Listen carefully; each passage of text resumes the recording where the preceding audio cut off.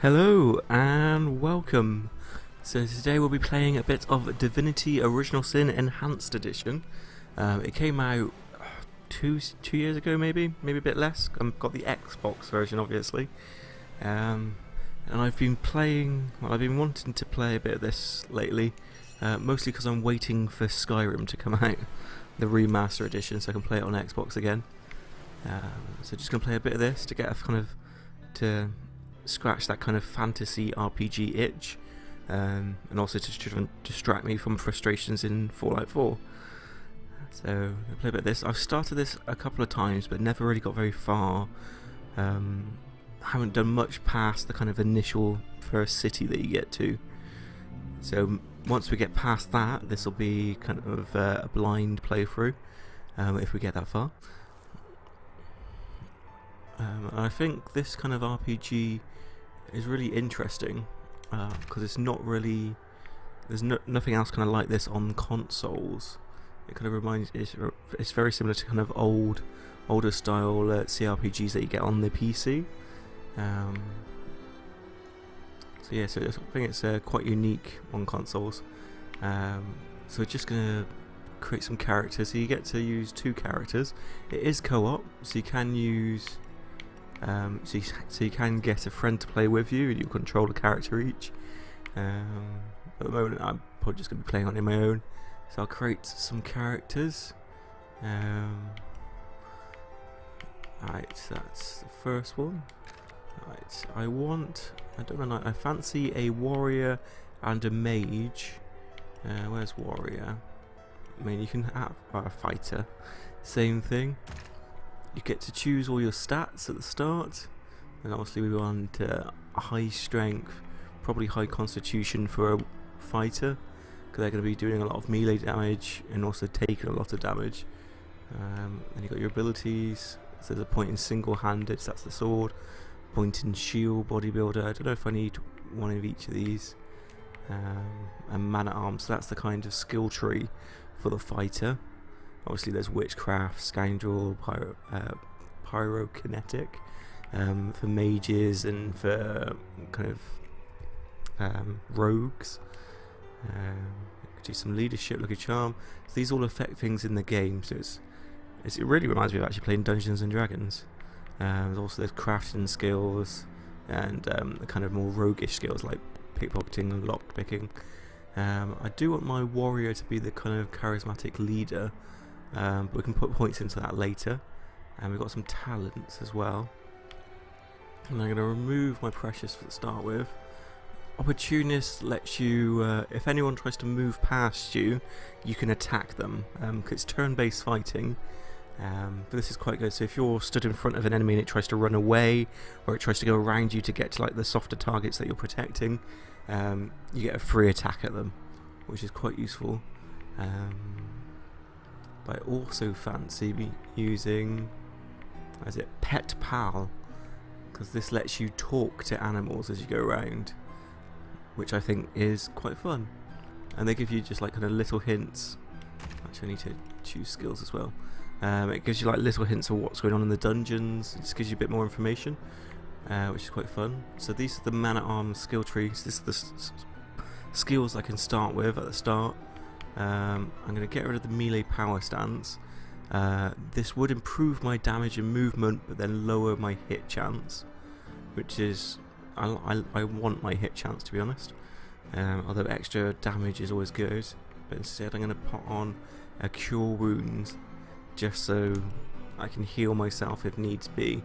I've got battering ram that knocks people down, as does crushing fist. So this is quite a lot of crowd control going on. I need to change my picture. She's got red hair. Now the pictures, the kind of avatar pictures don't always match up quite with how your character looks on the screen, but it's just kind of to give you an indication of which character you're currently controlling. Right. Although I really do like the kind of bleached white hair look. And this is going to be a wizard type person. Have I got anything that needs a good firing? There must be a way to spring this trap safely. A whetstone wheel. Now, what do I have that needs The wizard's A voice. whetstone. Quite useful for a war-weary blade. The wizard's voice sounds a bit too nice. I'm going to keep the rogue voice. Alright, just going to go ahead. Go a bit of facial hair. Alright, then he wants some sort of flowing locks because he's a wizard. And I want, where is it? Oh, there it is. Mithril blonde. So he's, yeah, he can have the fancy star underwear. Why not? He's more frivolous. She's a bit more pragmatic. Or no, maybe he's a bit more pragmatic. I don't know. We'll see. Right, so I don't want Wayfarer. I want Witch, Wizard, Battle Mage. I mean, you can change any of these. These just kind of give you an idea. Oh, you can use wands in the Enhanced Edition. That wasn't in. And you can dual wield wands. It wasn't in the original version, but it is in the Enhanced Edition, which is great. So obviously we're going to be a magic user, so we need high intelligence. Constitution is good for everybody. Speed, this shows you how far you can move. I think, does this also, yes, it also determines your action points, so how many actions you can do each round and during your turn of combat. So speed's useful for everybody. Right, abilities. So I've got a point in dual wielding, because obviously if you're using dual wielding you've got a penalty to the cost of attacking, because you're trying to use two things at once. Wand, increase my damage with the wands. No defense, because I shouldn't be getting hit because I'm a mage. My arrow thurge. So this is kind of air and wind, which I'm not going to use. I am going to use Gyromancer, because that lets me summon a spider. Pyrokinetic, that's obviously using fire. Witchcraft is about curses and debuffs and stuff like that. But I'm going to use Hydrosophist. I cannot pronounce any of these, because that will give me a heal spell. Again, at the start, I think that's quite useful. Bartering. See, I think this guy's going to be good at crafting, maybe. But obviously, if I put perks into crafting, then I can't then put it in the kind of skill tree, so it's going to be tough to choose what to use. Far Out increases the range of his spells, which is good. Stench means people are less likely to attack you, but also people in the game world don't like you by 25 points, or 25 points less than normal. So I'm going to remove that. I don't think that's quite necessary. I've got my crowd control warrior in front of me, so it'll be fine. Bully, non-magical attacks. That'll be good for the warrior later on. You do better at attacking people that are crippled or knocked down. Courageous, mental, escapist. Well, I don't know it all, maybe, because it lowers people's attitude towards me by 20 again, but this gives me an extra point in intelligence, which helps with my magic. Otherwise, magician, extra use of a wand skill. This I found a bit confusing at the start. If you use wands, each wand comes programmed with an extra skill, like a fireball. It's like having an extra scroll on you that you can use 3 times just because you've got a certain wand equipped. Once you've used it 3 times, you can't use that skill. You can still use the wand to attack normally, but you can't access the kind of extra bonus skill.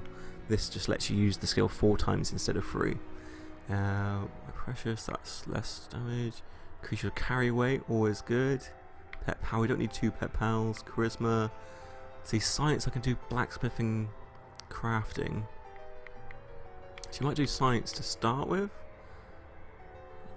Maybe, although I won't be crafting blacksmithing just at the start with life, so I'll go with know it all to get my extra point in intelligence. And I've got my far out, that increase my range of my melee, not my melee, my wand and magic spells, which will be useful.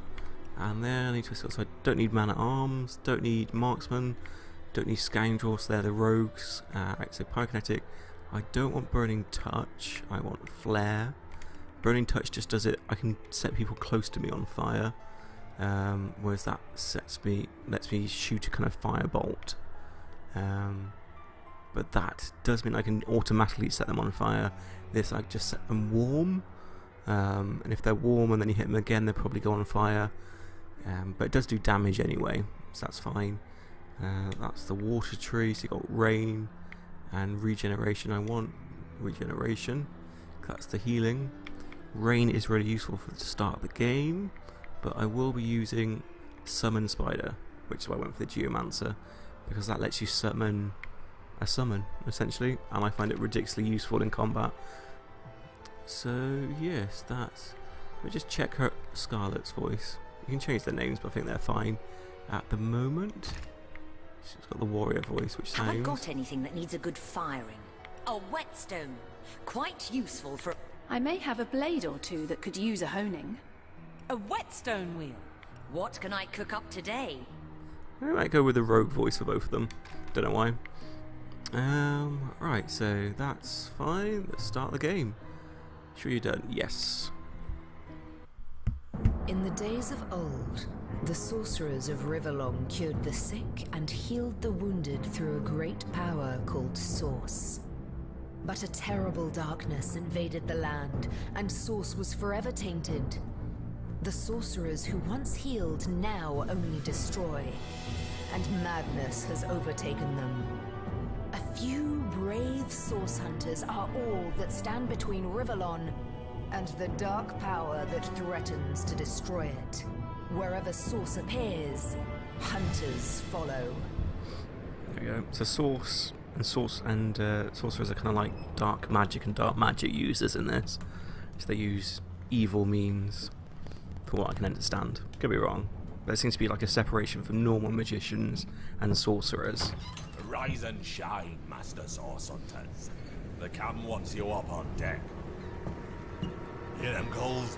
Means we're close to shore. I don't ever you go in there, Master Source Hunters. City's full of undead, hungry enough for blood. But you're supposed to investigate that murder, ain't you? They say it's Source that did the Counselor in. Source in a city like Sicil, nowhere safe anymore. Here they are, Captain Sir. God's blessings on you, hunters. You'll be happy to hear we've reached Sicil. But there's trouble offshore, so we'll have to sail in carefully. Here, have a look. Those are orc ships, and they're blocking our passage. We'll get you as close to the city as we can, and drop you off on the beach. Be wary now. Orcs are on the attack. Undead have closed every route out, and there's a sorcerer on the loose. If we're to get justice for the Counselor, you'll have to keep your wits about you. May the luck of the gods be with you both, Source Hunters. Right, there you go. So we're travelling to a city that's besieged by orcs and undead, where there's a murder mystery involving a sorcerer. This is going to be quite fun. I do kind of like the humour, art style direction in this. It reminds me a bit of Discworld, really. Kind of fantasy, but with a like sunnier, happier side a lot of the time. And then some of the things are just quite over the top and ridiculous. But they're nice, they work. So we can start on this beach. So there's our characters. You'll control one of them. So if I run over here, so I'm currently controlling Scarlet, and Roderick just runs around behind her. But I can change that over, so I can switch party leader at any time. You've got your inventory, your character sheet, so that's where you go to level up. That explains your skills, that's do some crafting. A log, equipment obviously. The log explains what you're meant to be doing. So we've got sent to the city of Sicil to investigate the murder of Councillor Jake. The wizard Ahu will meet us at the city to elaborate on this sorry matter. And also, what's this one? Ready for our first assignment. Seems the murder of Councillor Jake. Clear case of sorcery. Ready to nab the perpetrator. We land on the beach east of our destination. Just head westward towards the city. So this kind of just keeps you reminding you what you're meant to be doing. That just records most recent dialogue and all that sort of thing. So go along. Right. If you're playing on the Xbox like I am, you can press the right stick in, which then highlights anything that's pickable, like you can pick up on the floor, like a One broad man's skull. trash is another man's trash. Obviously you can go into crates and find gold. If I didn't know there were orc ships raiding to the west, I'd mistake this for a placid beach. At least the orcs make a bit of noise when they attack. It's dark-dealing sorcerers that'll strike with neither warning nor mercy. Let's just nab all the shells while we're here. If you hold down the A button on the Xbox, it creates a kind of circle, and then it will bring up a menu that shows anything that's interactable within that circle, which makes it quite easy, so you don't have to be quite as accurate. Is that a corpse? What's it doing here alone? What? Did you expect it to have an entourage? Okay, so we've got a dead man with a book on him. So let's give it a quick read. Rejoice, for the statues have granted my wish. Their whimsical nature, however, must not be taken lightly, so before I soar through the sky like an eagle, I shall attempt a mere hop from the cliffs down at the beach. This should be a small feat for a man that can fly. If this experiment is a success, the sun shall be my next target. So this guy jumped off the cliff thinking he could fly after having a wish granted by the statues. Oh, and this gives us a new quest entry. And also it gives us a question mark over our heads, which means there's a dialogue interaction if you want to, so you can chat to each other. Can you believe this? The man jumped off a cliff at the behest of some statues of all things. Okay, Roderick sounds very disbelieving and pragmatic there, so we'll make Scarlet the kind of more romantic, see good in everyone, less skeptical person. So let's go with great deeds require occasional leap of faith. Well, great deeds require the occasional leap of faith. I myself might have done the same. And Roderick will be quite the opposite frame of mind. And end up a stiff tangle of limbs on a forgotten beach? I prefer a measured step to a flailing leap, thanks. Okay, and this adds to it. So Scarlet's romantic +1 and Roderick's pragmatic +1. And if you check out your character, go to traits at the end, it will show you've got this. So yes, if you have, so yes, if you're, where is it? So yes, if you have the pragmatic trait, you get crafting +1. If you have the romantic trait, you have lucky charm +1. Crafting obviously makes you craft better stuff, and lucky charm makes you find more stuff when you're looting. So that's good. So Scarlet will find more stuff, and Roderick can craft, which is what we want, really. It just kind of gives an extra depth or flavour to your character. So let's nab the shell. There's a wooden crate with some raw meat. You can do some cooking and turn that into an actual thing, or you can sell it. So this is special dust to dust. So this essentially is going to teach you how to make pixie dust, which then lets you enchant certain items, I believe. So it's just a short kind of flavour text about it, and there you go. Oh no, stardust. I swear it said pixie dust. Oh well. Oh, and pixie dust, very good. So it tells you how to make stardust and pixie dust. So that'll be in your crafting section. What we got over here? A couple more shells.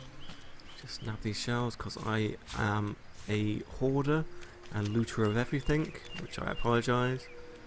I'll do my best not to loot too much during this playthrough. I'm sure there's another shell around that side, but they're not really worth much. But it's useful to have a bit of coin when you start off. So continue on forward. Source hunters! How did they find us? Take the stone to the temple. These whelps will be easy to crush. As you say, Madam Conduit. Okay. So this is our first kind of fight. Arise, fair dead! Seize upon our enemies! I think she's a sorcerer, and she summoned some dead people. And she's run off, because she doesn't want to face us. That's fine. So we've got these guys. So there's a guy with a bow at the back, he's the lieutenant, and then some just kind of melee chumps here. Alright, so we're going to start off with Scarlet, and we're going to try for Battering Ram, because this lets you move and knock people down, and depending where you go, you can get more than one kind of person. My enemy can knock, I can knock 2 of them down. You can see that by the red kind of circle. Oh, I can knock all 3 of them down for this. Let's do that. And if you look at the bottom where the dots are, it has 4 red dots, which means it's going to take up 4 of my action points to do that. So I'll do that now. I can defeat them all in one blow. Nice, so I knocked down the other two, but I haven't knocked down the lieutenant, but I should. Yep, so I can attack them with my sword because that only costs 3 action points. So I'm going to give them a smack in the back. Okay, and that's the end of my turn. And I'm going to summon my spider, because I love my spider. Where am I going to summon him? Come on. Okay, he's going to go up there. I found the summons really useful because it kind of gives you an extra tank. Kind of disposable extra tank. It can distract people, it can hurt them. It does cost a lot to kind of summon them at the start, but then they get their own action points. So you can attack him, and can I get another one? Yeah. There you go, so we've knocked out the lieutenant, and the other skeletons were knocked down, so they missed their go. I'm going to use a crushing fist on that one, which knocks him to the down again. Does mean I can't attack this guy because I haven't got enough points to move and attack. But I'll come closer so I can hit him on the next round. And now, so I could use my firebolt or I can use my wand. Where's my wand gone? That's my wand. So my wand does 11 to my firebolt. That's not a firebolt, is it? Flare. It's like a weak firebolt. Does 11 to 13 damage. I've got dual use of wands, which both do their own damage. So I'm going to use my wands first, because that should give them loads of damage. There you go. That's nice. So now we've just got the guy that's on the floor. Oh, my guy can't move and attack at the same time. That's kind of annoying. Oh well. We're all ready for him to stand back up again. So there he is. Now he's about to die. 7 have mercy on your soul. See, nice and easy at the Their start. leader said something about escaping with a stone. Stolen from this dungeon, I imagine. Can we get inside? Right, so obviously another dialogue thing if you want to. You don't have to. Those thieves were more than petty criminals. Their leader gave life to the dead. What stone could they have been so keen on taking? Yeah, you have the option to either say, no, it's not our business, or, you know, it's got something to do with the source, which, as source hunters, we really should investigate. Which I think they should both be kind of thinking, really. They are source hunters. We can't well turn away from such an odious show of source. Let's investigate the tomb and see what answers it might reveal. Indeed. For all we know, these dark-dealing thieves may be involved with Counselor Jake's murder. There we go. And let's loot the place. We've got a stout hand axe, which I wonder if that's better than my axe. Let's have a quick check. Where's my sword? I got a sword at the start. So I got 11 to 16 slashing damage, and I got 11 to 18 slashing. Requires strength 5, level 1. See, that's perfectly fine. It does have a durability on your weapons. So it's currently got 60 out of 60 because it's new. Whereas that's gone down to 68 out of 70, so I think it loses 1 point every attack you make or something like that. Maybe. So we've got ourselves a new weapon, and we'll go investigate the cave dungeon where they just were, where the sorcerer came out of. And this is kind of the tutorial dungeon. Oh no, that's not what I wanted. No, I'm using completely the wrong buttons now. So this just shows you around the broken vases and candles and what to use. There is a mouse.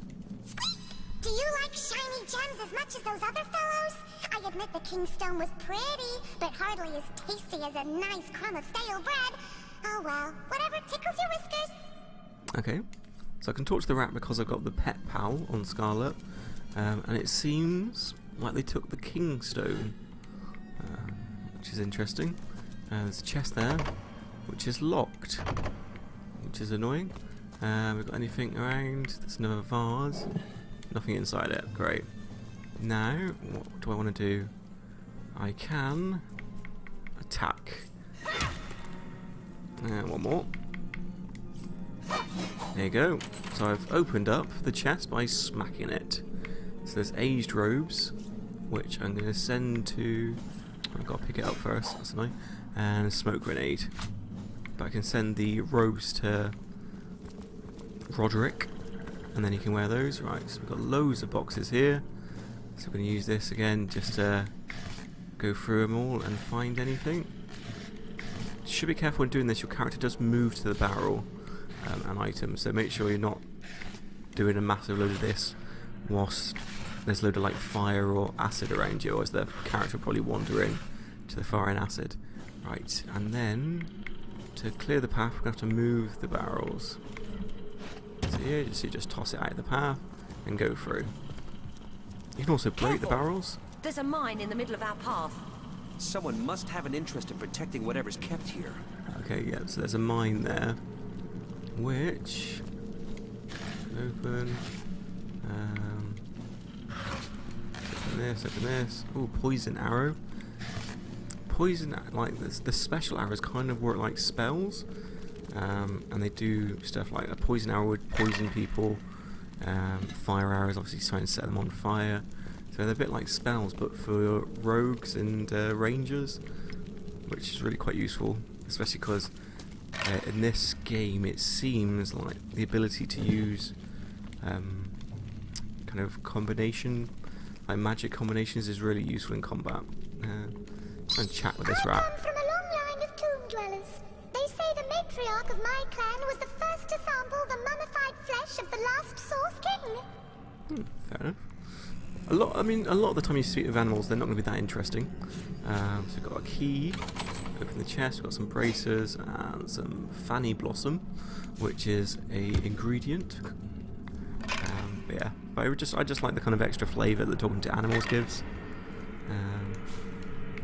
And there's a cow a bit later on when we get to the city, which is really good with it.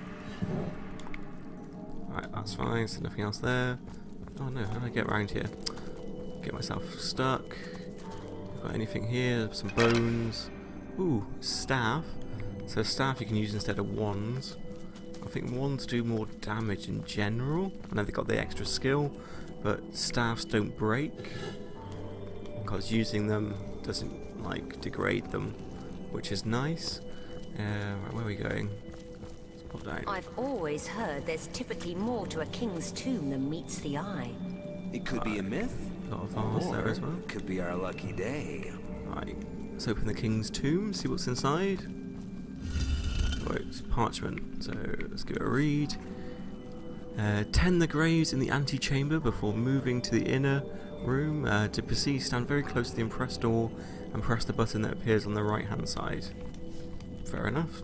So there's a door with a button on the right. This seems to be broken.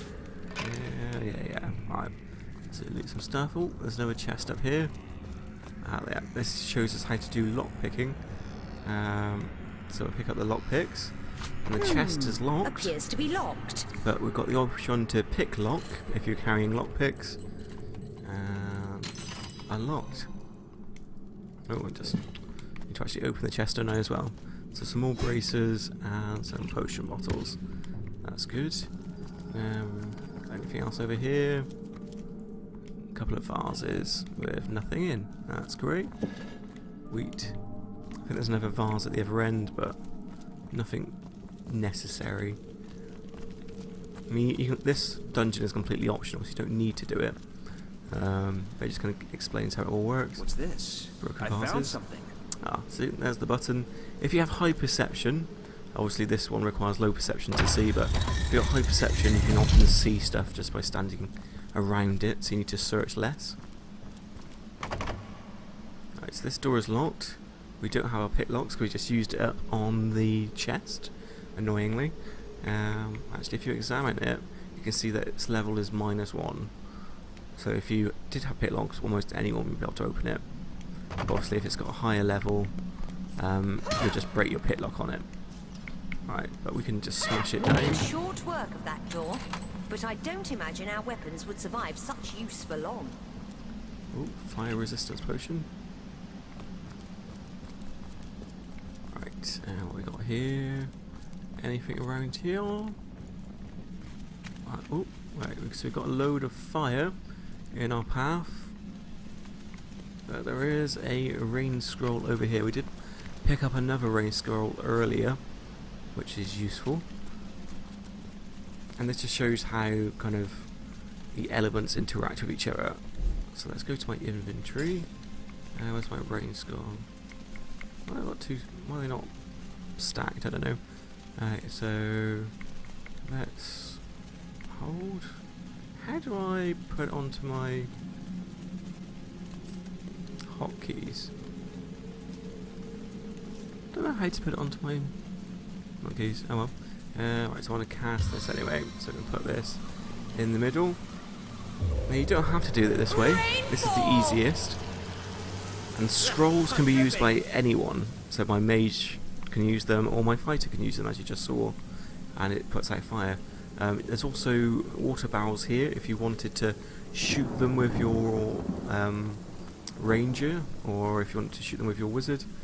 I did this previously. I used the dual wielding wands, and it flooded the place fine, but because I have an electric wand, it also electrified the water, which meant if I stepped on it I got stunned, which wasn't the most useful thing.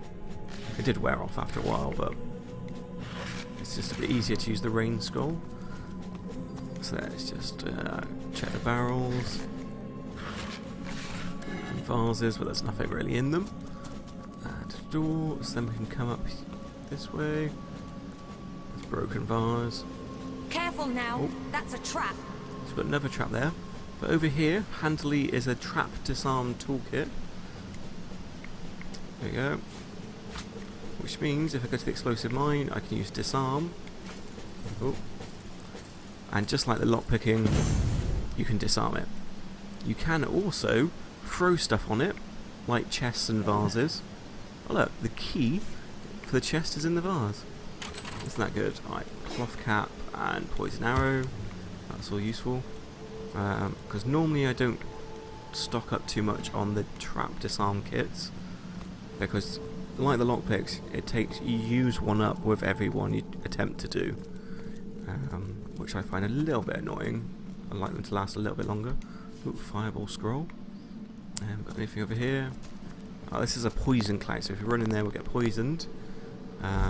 But if you use the fireball skull you just picked up, or a flare that Roderick has,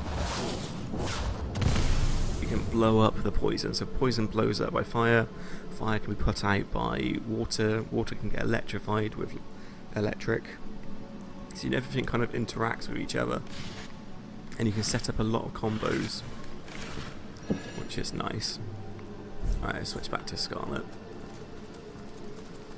There's a barrel. Is there anything else down here? Oh, there's a chest, which has a metal temple door key. I really like this game because it has so many different ways of solving the kind of puzzles. So we picked up a door key, so we'll be able to use that on a door. This seems to be broken. I don't want that. I want the lockpicks that are hiding there apparently. See, I couldn't see the lockpicks on the floor. I thought they were in the thing, but because I had the option that shows stuff, I could pick it up. Ooh, and I think that one, knockdown arrow. So when we get an archer, that'll be really useful. So look, here's a door. So I could use the key, or because I got okay perception, I can see a lever over here. Just open the barrels. Crates, but I can pull the lever and use that instead. So I didn't have to go get that key. I could have used the lever, or if I didn't spot the lever, I could use the key.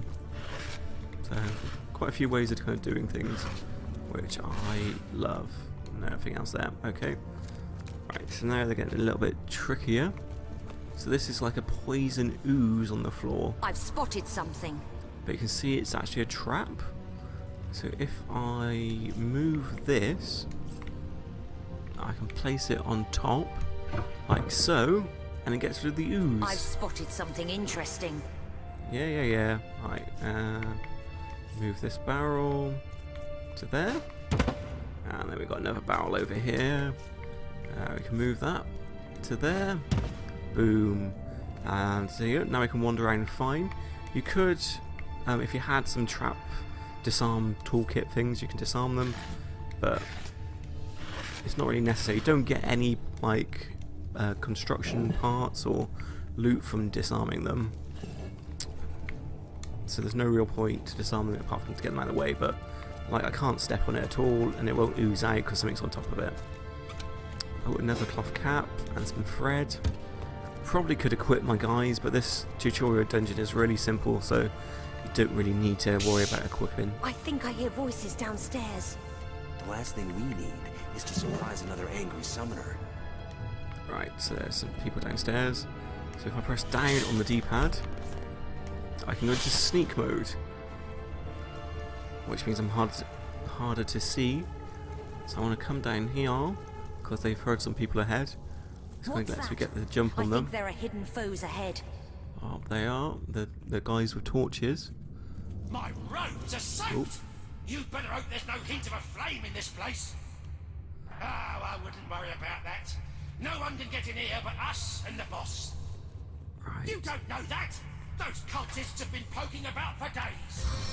Now, you see, I know from prior game knowledge that they're actually standing in an oil patch, which I think is kind of also indicated by the weird kind of swirl that's going around under them, and also that kind of little blue symbol above their name. Let the mice get out of the way first, otherwise I'm going to set him on fire. So I'm sneaky, so I can use this flare before battle, or I can start battle with a flare, which puts them all on fire, which is useful. And I can still summon a spider, which I'm going to do over there. It's blocked, great. Maybe I don't need to summon the spider. Let's just shoot him with my fireballs. Let's go for this guy. He's furthest away. Yeah, don't need no spider for these guys. Right, so I think I can actually just crushing fist, knock them down into the fire, because they will take damage from the fire each round. And I can move forward in case he tries to run at us, but I don't think it's safe. It's just taking a load of fire damage, and it's about to die, to be honest. Well, it's not down. I don't even need to attack him. I can just wait it out, and he's died. It saves my wand usage, because my wands do the durability of my wands degrade each time I use them, unlike staffs, which is a shame. So they're dead. That was nice and simple. That just shows you how you can use, fire in battle to hurt people. This is where the ancient kings and queens of Scycia were buried, back before Source was banished from the land. I hear voices muttering about it now and then. Is that normal? Cool. So thanks for that, little mouse. Alright, so we've got some bone piles. And that's that. I don't know why this episode is getting a bit long. I was hoping to just do this whole dungeon before. Oh. So there's a trap or a pressure plate, which we can just pop that on there and pop this over here.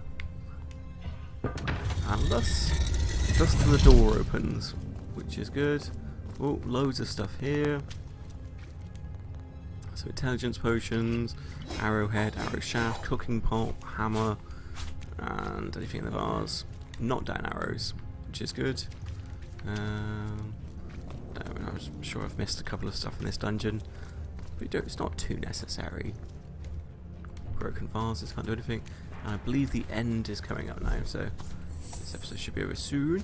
Sorry it's taking so long. And I wanted to get the tutorial out of the way.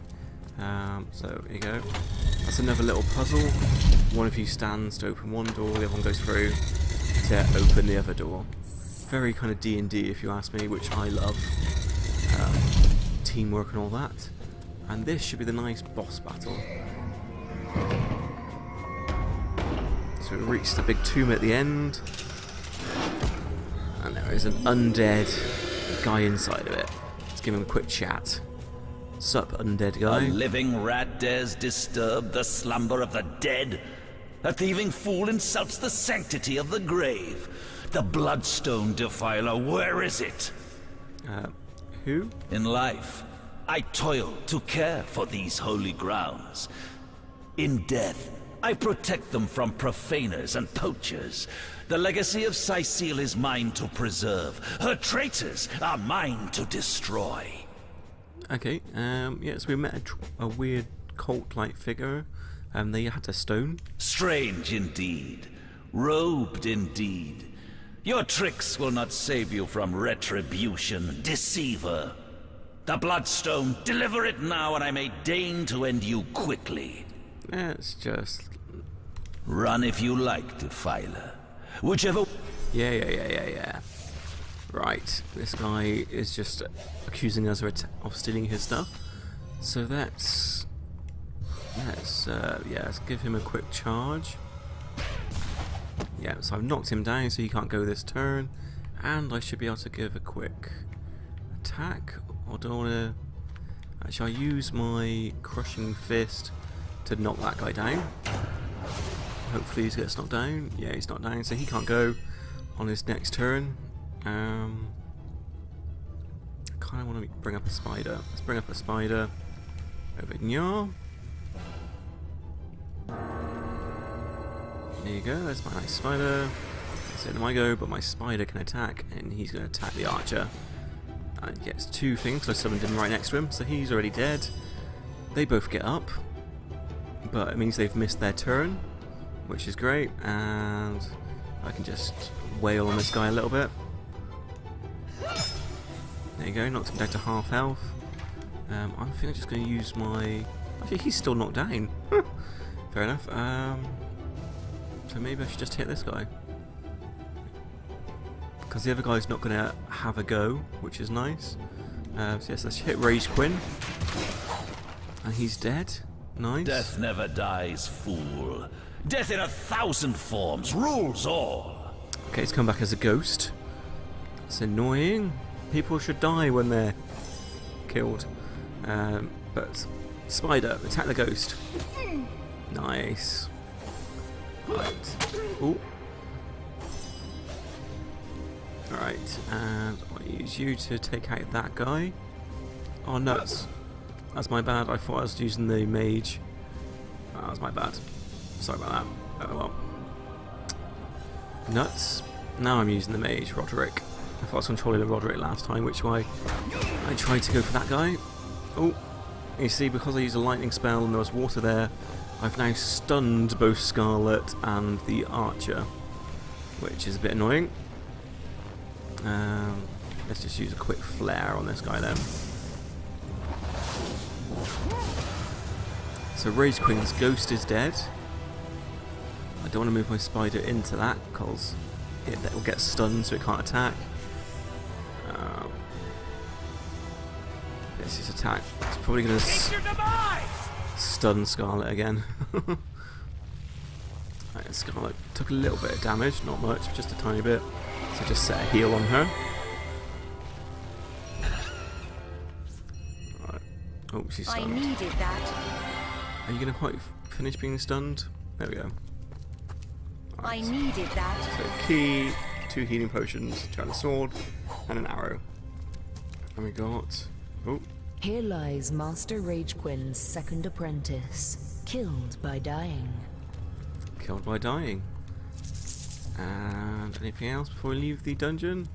Over in here. Small gold.